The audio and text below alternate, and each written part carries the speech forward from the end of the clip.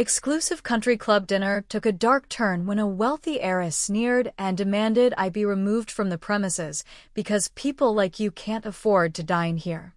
When I refused to leave, she threw a glass of champagne at me and shrieked, "You're just a gold-digging wannabe." The waiter stepped forward, bowed, and said, "Ma'am, she's the new owner of this club and you're no longer welcome." I don't even know how to start this, but I need to get it out. I'm still shocked. It felt like something out of a movie, but it happened, and it happened to me. If I hadn't lived it, I wouldn't have believed it either. I'm 42, female, from Dayton, Ohio. I wasn't born into money. Far from it. My mom worked 2 jobs, diner during the day, gas station at night. I never met my dad. I learned early how to survive. Scholarships, student loans, side gigs, I worked hard, never asked for favors. I built myself up one day at a time. After college, I got into accounting.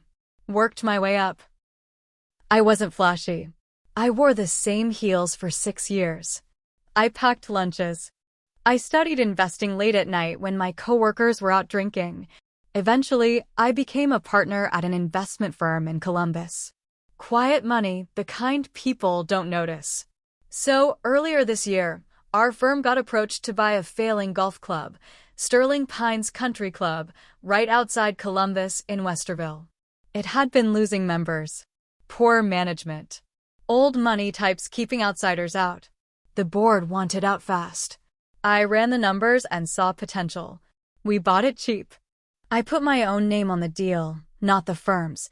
We didn't announce it yet. No press release. I wanted to observe quietly before we made changes. My assistant booked me a reservation for one of their formal member dinners. They did them every Thursday, multi-course, wine pairings, suits and pearls type stuff. Only the long-timers attended.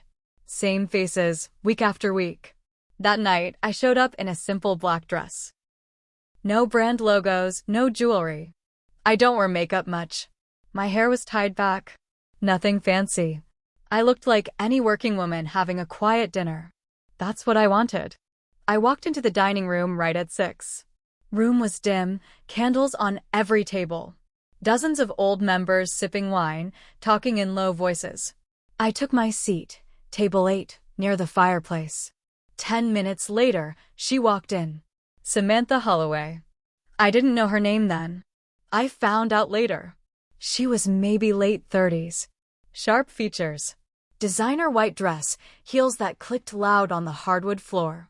Blonde waves that looked professionally done. She looked like money. But not the quiet kind, the kind that wants everyone to know. She didn't see me at first. She was busy greeting a couple of old men by the bar. Kiss on the cheek, loud laugh, all fake. Then she looked over and saw me. Alone. At a good table. Her face changed. She didn't smile. She marched over like she had authority. She didn't say hello. She said, "Are you lost?" I looked up. "No. I'm just waiting." She tilted her head. "This table is reserved for members." I kept my voice level. "I'm on the list. My name's Rachel Klein." She stared like she was trying to place the name. She couldn't. She didn't like that. "Who invited you?" I made a reservation. She looked around, then leaned in. "This dinner isn't open to the public. It's for us." I just looked at her. "I'm aware." She stood up straighter, raised her voice just enough for others nearby to hear. "Somebody check the list," she said, waving a waiter over. "This woman doesn't belong here." The waiter hesitated. He knew. I saw it in his eyes. But she was loud and dressed like someone who donates to museums. He walked over, checked the tablet. "She's confirmed," he said softly. "Table 8. Samantha turned back to me. Her face twisted. "That can't be right." I didn't move. She laughed. Not a real laugh, a mean one. "This isn't Applebee's. You can't just wander in." I said nothing. "You're clearly not one of us," she hissed. "People like you don't dine here. You don't belong here." That hit me in the gut. I've heard words like that before. As a kid. As a waitress. as a nobody in a rich world. Then she said it louder. You're just a gold-digging wannabe. People turned. A couple of forks froze midair. Her voice cut across the room. I stayed seated, calm. You don't know who I am. She picked up a champagne flute off a passing tray, looked me dead in the eye, then threw the champagne in my face. It hit me cold, sharp. Glass shattered against the table edge. The whole room gasped. One man actually stood up. Someone dropped a spoon. I stood slowly. Wet dress. Dripping hair. I didn't say anything. That's when the head waiter came forward. Older guy. Polished. He stepped between us, calm as ever. He looked at her first. Ma'am, I must ask you to step away. She turned on him. Do you even know who I am? He didn't flinch. He turned to me, bowed slightly, then faced her again. She is the new owner of Sterling Pines Country Club. Samantha blinked. No, she's not. She signed the final papers 3 weeks ago. She now holds controlling interest. Your membership is being revoked as we speak. She went pale. You can't do that. I can, I said, and I just did. She opened her mouth, but nothing came out. The waiter called security. She was removed. Kicking, screaming, still shouting that I was a fraud, still saying she knew real money when she saw it. That was 2 weeks ago. Since then, I've made changes. Real ones. The old guard's not happy. But I don't care. This place is mine now. And I've got plans. The fallout from that night hit faster than I expected. By Monday morning, Samantha Holloway had already posted a half-dozen rants on Facebook and Instagram. She called me a con artist, a scammer in heels, and accused me of lying about owning the club. She shared photos from the dinner. One where I looked stunned with champagne on my dress and tried to frame it like I was crashing the place, trying to trap rich men. I didn't respond publicly. I didn't need to. But what did surprise me was how many people believed her. By midweek, I was getting emails, some anonymous, some from longtime club members, asking if the rumors were true. One message stood out. We don't want this place to change. It's a refuge for our kind. If you don't understand that, you shouldn't be in charge. That one stayed with me. My lawyer advised I ignore the noise. But I couldn't, because this wasn't just about me anymore. The truth is, I had bought the club for a reason. A personal one. My cousin, Leo, had worked the club's kitchen for over 10 years. Prep cook. Reliable. Quiet. Hispanic. He never complained, but I knew he was treated like furniture, seen but not heard. He told me once how he'd been passed over for promotions, not because he wasn't qualified, but because the members wouldn't want to see someone like him in charge of their food. That stuck with me. The way he said it, like he had already accepted it as truth. When the opportunity came to buy Sterling Pines, I didn't hesitate. It wasn't about status. It was about changing what this place stood for. But people like Samantha didn't want change. And soon, I realized she wasn't working alone. The Friday after the dinner, our head of facilities, Jim Rader, resigned without notice. No explanation.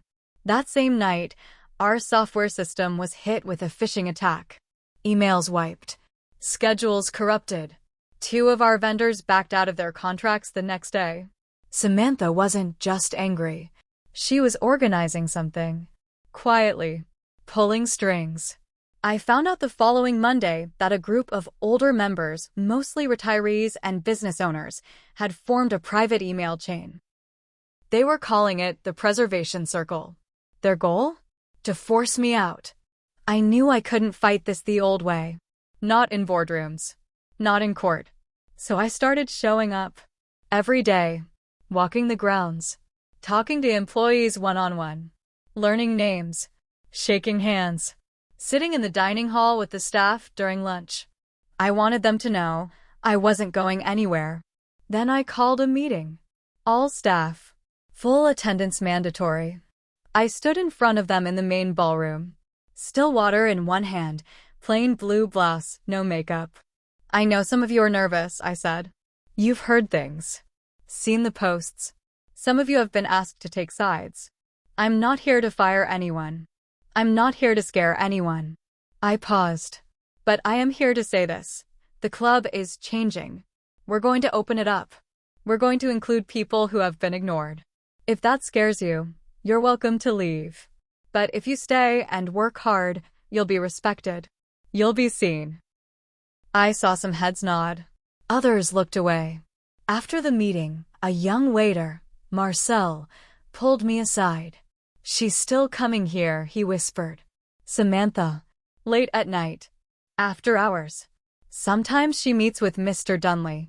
Dunley was a former board member. Old money. Oil family. Still influential.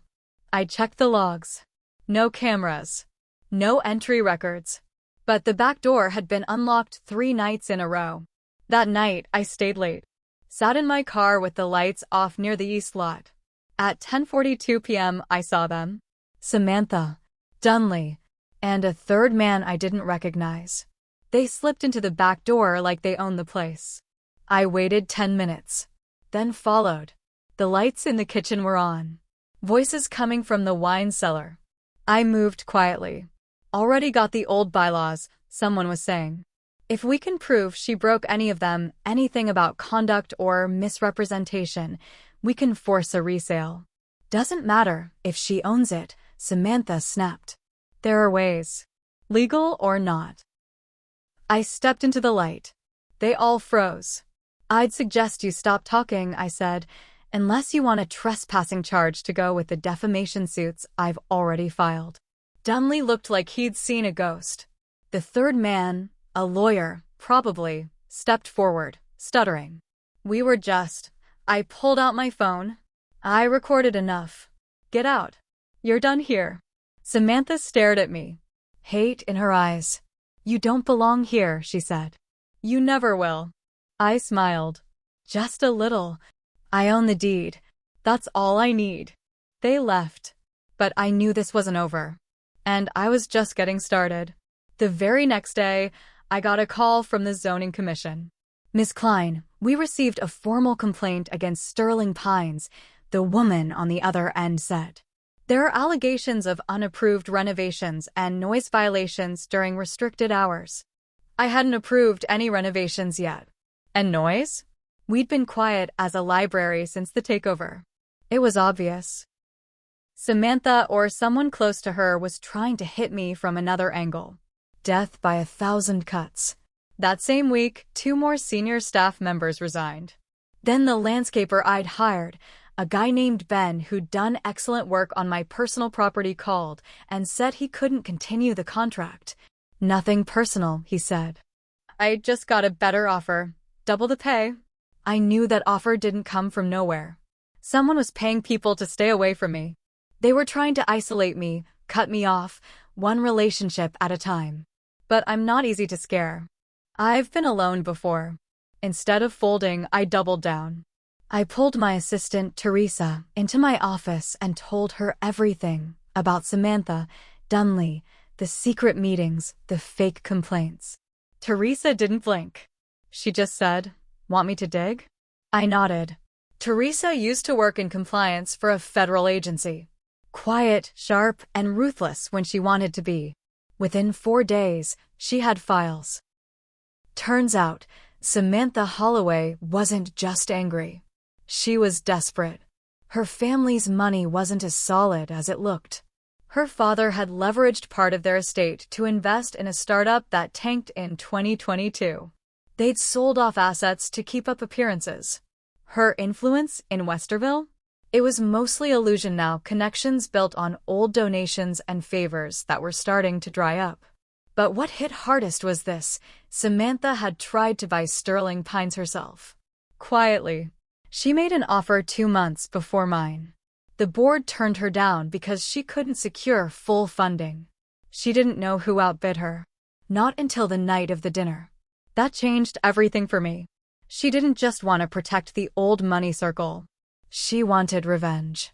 And I had unknowingly taken her last real shot at status. It made sense now, her obsession, her rage, her trying to ruin me. But here's the thing. You want to play games like this? Then I'll play. I called my lawyer. I wanted everything airtight. I wanted my ownership locked down, my name printed on every contract, every policy. I made sure no board member could undo me without unanimous consent, and most of them had no loyalty to Samantha. Then I started inviting in press. Not major news. Local reporters. Lifestyle bloggers. Writers covering community change. We scheduled a relaunch event for the club. A new era at Sterling Pines. Diverse food. Local artists. Open tours. But the invite list? It had one very specific exclusion. Samantha Holloway. And I made sure the invite said so, in plain letters. This event celebrates inclusion, progress, and transparency. Individuals who have previously been removed for conduct violations are not permitted on club grounds. The story caught fire on local news. It went viral. Old money versus new. Class lines. Power shifting. Then it happened. An anonymous email hit my inbox. No name. Just 2 PDF attachments. The first was a scanned copy of a payment receipt, $9,800 from an account connected to Holloway Estates. The second? A contract. One for a private investigator. Signed by Samantha Holloway. She'd hired someone to follow me. The date on the contract was from weeks before the dinner. She'd been watching me before I ever walked into that dining room. Looking for dirt. Trying to find something she could use to destroy me. But the PI must have turned on her. Maybe he didn't like being used. Maybe he felt guilty. Maybe he just wanted the money and realized I'd pay more. Either way, I had proof now. Of intent.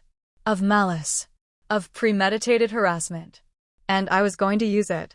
But I wasn't done digging, because something still didn't add up. Why would she go this far? Why really did she want this club so bad? Teresa made a call to one of her old compliance contacts. And what we found next changed everything. The records Teresa pulled weren't easy to get. She had to lean on some old contacts at the state licensing board and even reach out to someone in property records who owed her a favor. What she found made my stomach drop. Sterling Pines Country Club sat on more than just pretty golf lawns and oak trees. The land beneath it was part of an old zoning dispute going back decades. A thin strip on the east side of the property, a forested slope behind the 9th hole, had been in legal limbo for years. No one paid much attention to it.